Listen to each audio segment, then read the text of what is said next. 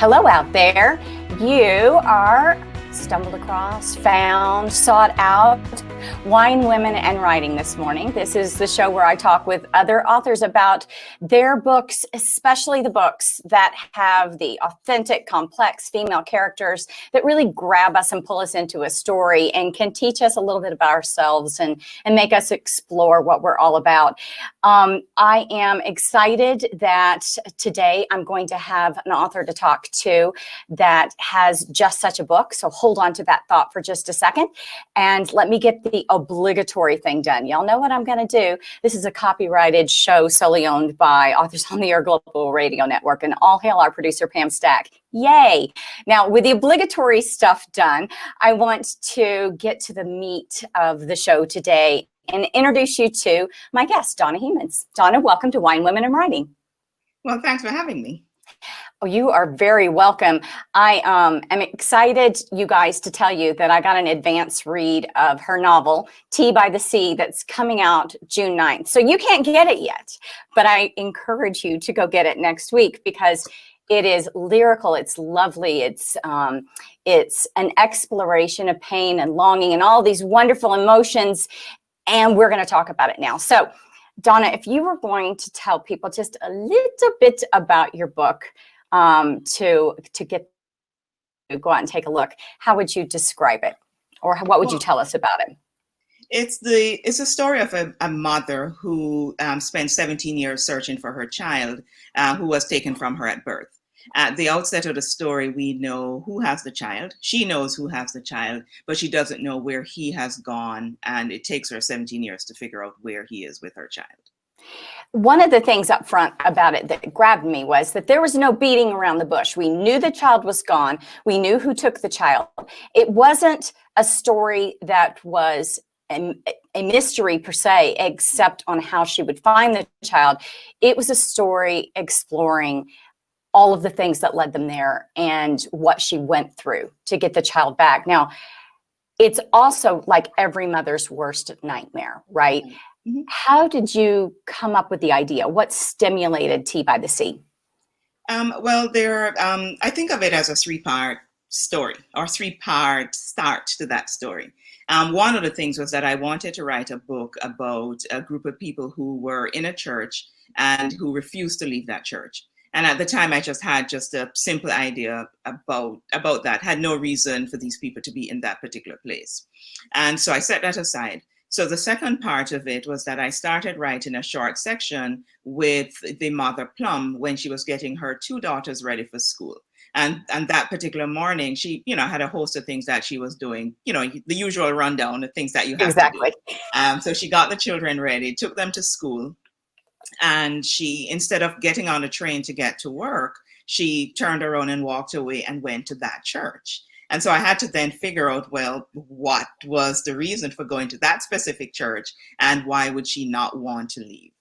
And so the third part of it was just completely unrelated. I happened to be in Jamaica, and there's a program that comes on the radio on Sunday nights at, I think, 7 or 8 o'clock called Sunday Contact. And a woman on that particular night, a woman called in looking for her child, who was at the time about 7 or 8 years old. And so she knew the father had taken the child, and she didn't know where they were, whether they were still in Jamaica, whether they had migrated. She just had no idea. And once I heard that, I said, this is my story. This is why this woman is in that church and why she's refusing to leave. Okay, so now writers out there, take note of how interesting that you had this vivid sense of scene and character in place, and the characters hadn't yet told you what the story was, and you sat with it and you were peaceful with it until the sign came and said, here's your story. And that must have been a really powerful moment too, to hear that radio segment with that woman looking for her child and not only feel for her, but realize that's why this woman's in this church. That's my story. Right. How powerful. It is, and it's one of those things that happens from time to time that some of us are just simply not aware of. I mean, I had been aware of it these kinds of things partly because immigration issues. There are times when one parent has a visa and is able to travel, and another parent can't, and so you sometimes have that kind of an issue where one parent wants to leave, but the child wants to migrate, and another parent who can't, absolutely refuses to have that happen. But it's not something that is is a part of our everyday story, because it happens on occasion, but it is a significant thing when it does happen. And that's a really interesting to me point you bring up about the problems with parenting when the parents don't have the same situation vis-a-vis their ability to immigrate, and one parent wants the child to go and one wants the child to stay. That's a whole nother wrinkle of challenge and pain for parents that are trying to immigrate. It certainly is, yes. So are you Jamaican born? I was born in Jamaica, yes. I grew up in Jamaica, left when I was 16. What a tough time to move when you're a teenage girl and your whole sense of self is wrapped up in your friends and where you are, etc. Was that hard for you?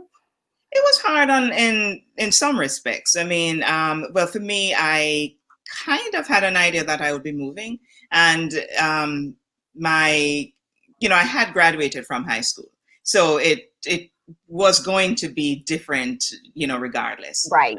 And based on the way schools are set up in Jamaica, we don't necessarily go to a neighborhood school. So all the girls I had gone to high school with were from different parts of the country. So once we graduated, we were going to be scattered. So that's not the part that was difficult. I think the difficult part was just coming to a completely different culture, a completely different country, and having to unlearn some things and learn some completely new things.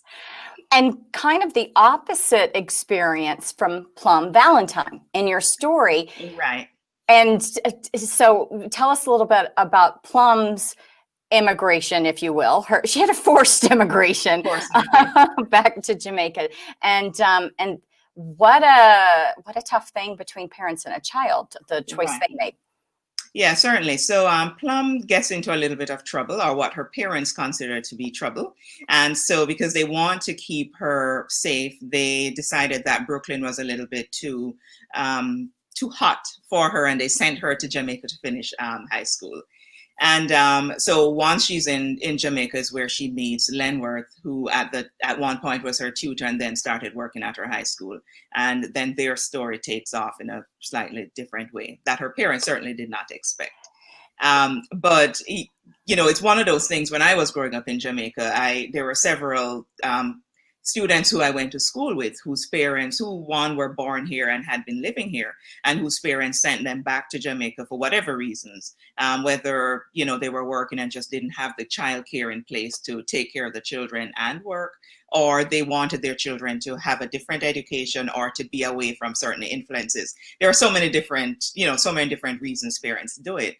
But one of the things that I have found and seen here is that parents will always say, if you don't behave yourselves, I'm sending you to Jamaica so you can be disciplined. And so that's the way it was for Plum. She experienced Jamaica several different ways. And one of those ways was looking at it as the place where you go to be punished. And it's, certainly a different kind of experience than mine, but she was also about the same age. And I think the similarities were going and experiencing a completely different place. For her, it was Jamaica. For me, it was Brooklyn. So one of the things I was able to do when I was writing the book is take some of that, my own experience, and actually blend that into the story itself. Yeah, that authenticity was really there for me. And I wondered if you had some kind of teenage experience of disruption, right? Of things changing and being in a place where it was different from where you were before, and you were having to learn to fit into a new world, which of course is what Plum was doing. But what is interesting to me is that the punishment for Plum just intensified. That after she's there for a while and she falls in love with her tutor and she's happy and she doesn't see it as a punishment anymore, then this horrible thing happens to her that for whatever his reasons, Lin Worth decides that the baby and maybe Plum is better off with him taking the baby. A complex choice, kind of a does a right ever excuse a wrong, and then does the wrong become the wrong? I mean, it was a moving part how he then justified his actions, etc. But it was really rough trying to put myself in her shoes and think about waking up in a strange world without your parents, without your baby, without the man you'd trusted, and experiencing abandonment all over again. The abandonment she'd felt with her parents sending her to Jamaica, and then that abandonment again was just, it was staggering. This book had big feels, you guys, big feels. And then going back, yeah, you go ahead. No, I was just going to say it is indeed a very difficult thing, and a lot of it is tied up for Lin Worth in agency. One of the things that he sees growing up is his mother and his sister dependent on an absent man to take care of their children, and he realizes the difficulties that those two women in his life have in terms of moving forward, and so he makes a decision that he does not want to be the person to create that problem for Plum, and so because of that he makes that choice to take the child. And it's I don't know if I want to say it's right, I don't know if I want to say it's wrong. It's a choice he makes. It's a difficult choice. It's a difficult choice for him too, and then changes everything about his life as well. And I think one of the things that makes it an interesting read is that you're angry at him, and yet you're trying to see that he thinks he was doing the right thing. And is there a way to forgive him or not? And ultimately, I was very angry with him. Very, very angry with him. So one thing then Plum has to experience is being able to go back home again. And whether the parents who, in her mind, had just banished her, had just abandoned her, she could forgive them, whether they would embrace her back. And that in and of itself, at a time of her grief, was another challenge. I mean, Plum just basically was getting pummeled. Page 1 through the end, Plum was getting put through the ringer. But a tough thing to go back home after you've become a woman and experienced woman things. Certainly, and tough also from the perspective that she is now seeing her home in a completely different way.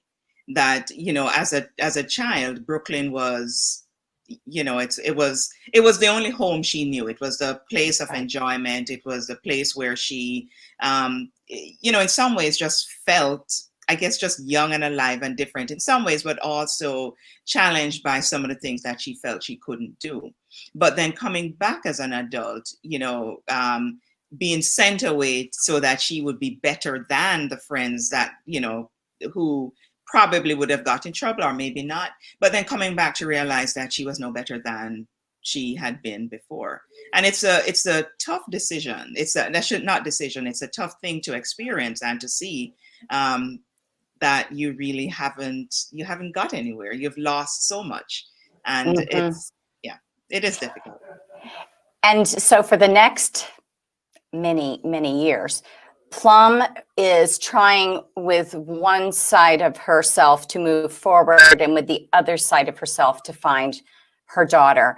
And as you're reading the books, guys, and the book, you're also getting Lin Worth's point of view. So you are knowing what's happening with the child and the steps and the actions that he's taking. But this is really, to me, this is Plum's story. I did not feel enough sympathy for Lin Worth. This was Plum. but still, you get to see inside his mind and what his rationales are. But there reaches a point where Plum makes a trip back to Jamaica with a lead, thinking that she possibly is going to find her child. And I think you have an excerpt that you could read for us about this. Certainly, yes. Excellent. So yeah, she discovers that Lin Worth could possibly be in an area of Jamaica called Anchovy. And so this is about 8 years in to her search. 8 years of active searching had come to this: an abandoned house, an outdoor stove and a doll, signs of a former life, but not necessarily his and hers. No trace of where Lin Worth and her daughter had gone. No trace even of the girl's name. There was no telling how long the house had been empty. Weeks, months, years. She wouldn't cry. Instead, Plum forced her disappointment deep within, and bared again the words she had practiced for her little girl. There was no use in waiting, but Plum waited anyway on the veranda, her arms on the railing, her eyes trained on the hill and the roof of the house in the valley below, her body like that of a woman expecting her family or visitors to appear any minute at the bottom of the hill. Clouds shifted in and out. Smoke rose from an outdoor fire near the house below with the rusted zinc roof. Ghosts let loose in the morning bleated as they made their way back home. Only when the sun was nearly down did she leave, weaving her way back down the hill in the shadows of the large breadfruit and star apple trees, and back down the hill past the long hill past Reading, through the city of Montego Bay, and onto a mid-sized hotel in Iron Shore. She took with her the one-legged doll, and an unconvincing conviction that her search would end right there at the house in Anchovy. She had come up empty too many times, and each time she walked away empty-handed. She relived that first night, waking to find her baby gone, coming home to a house that was no longer hers, feeling again like a castaway abandoned at the first sign of trouble. That's it. Of it. And I wish that you'd read the whole thing to me. It was beautiful. It was beautiful reading it, and it's beautiful hearing it and hearing some of your accent with Plum's voice. You get a sense of that, guys. As you read the book, you get a sense and a feel for Jamaica, but you get a sense and a feel for Brooklyn too, and the two shaping influences or settings of Plum. But what disappointment. And all of this ultimately leading up to the scene you first envisioned, that church scene. And we can't spoil that for you guys because it's so pivotal in the book. But it's really, really powerful. With respect to your process and writing this book, is there anything in particular that you'd like to share other aspiring writers who are trying to create something as beautiful as you've done with Tea by the Sea and give it a voice? Words of wisdom from Donna. Well, I will say that, revision is your friend, and you should embrace revision. And, I'll give you the story of Tea by the Sea in particular. And, I'm always a reviser. I revise as I write. But when I first envisioned this book, I wanted to write a story that took place over a single day. And so I set out with Plum leaving home, going to the church, refusing to leave, and finding out everything that happened up to that point through flashback and backstory. And I realized afterwards, after, I'd finished the book and I had a nice second draft.